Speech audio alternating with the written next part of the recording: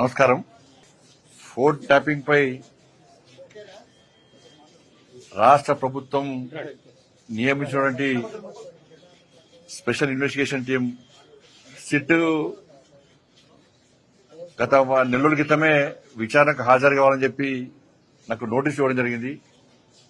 వాస్తవానికి గత వారమే హాజరు కావాల్సి ఉండే, కానీ పార్లమెంట్లో సింధూర్ ఆపరేషన్ సింధూర్ పై చర్చ ఉన్న సందర్భంగా పార్టీ యొక్క ఆదేశాల మేరకు ఆ రోజు పార్లమెంట్లో తప్పకుండా పాల్గొనాల్సి ఉండే కాబట్టి సిట్ అధికారులకు సమాచారం ఇచ్చి రాలేకపోతాను సమాచారం ఇచ్చిన తర్వాత వల్ల తిరిగి ఈ రోజు రావాలని చెప్పి సిట్ అధికారులు నోటీస్ ఇచ్చిన తర్వాత ఇలా సిట్ విచారణకు వెళ్తున్నా. నా దగ్గర ఉన్నటువంటి సమాచారం, నా దగ్గర ఉన్నటువంటి రికార్డ్స్, కాన్ఫిడెన్షియల్ రిపోర్ట్ అంతా కూడా సిట్కి ఇవ్వబోతున్నాను. నేను ఒక కేంద్ర మంత్రే కాకుండా ఒక బాధ్యతయుతమైనటువంటి ఒక పౌరునిగా నా దగ్గర పూర్తి సమాచారాన్ని సిట్కు అందజేసే ప్రయత్నం చేస్తున్నా.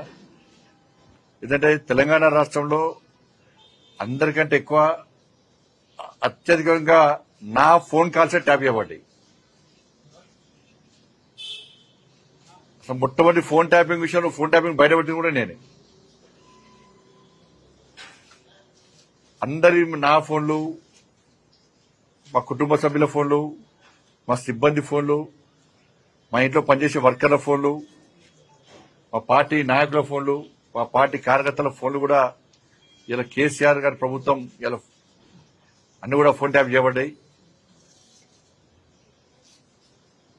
కాబట్టి ఈ విషయంలో ఇప్పటి కూడా ఈ కాంగ్రెస్ పార్టీ ప్రభుత్వం మీద నమ్మకం లేదు, సిట్ మీద నమ్మకం లేదు. సిట్ అధికారులు పోలీసుల మీద తప్పుపడతలేము, అధికారులు మంచోళ్లే, కానీ వాళ్లను స్వేచ్ఛగా అధిక విచారణ చేసేటువంటి అవకాశం కాంగ్రెస్ పార్టీ ప్రభుత్వం, రేవంత్ రెడ్డి ప్రభుత్వం ఇస్తలేదు.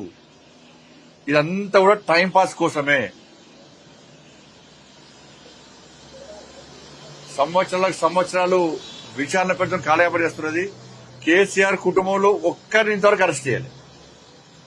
కమిషన్లు వేసినారు, టైంపాస్ చేస్తున్నారు.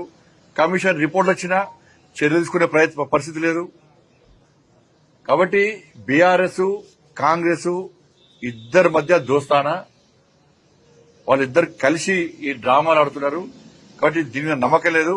అందుకే సిబిఐ విచారణ జరపాలని చెప్పి మేము డిమాండ్ చేస్తున్నాం. మిగతా అన్ని విషయాలు కూడా ఆ విచారణ అనంతరం మీకు వచ్చే అన్ని విషయాలు బయట చెప్తారు.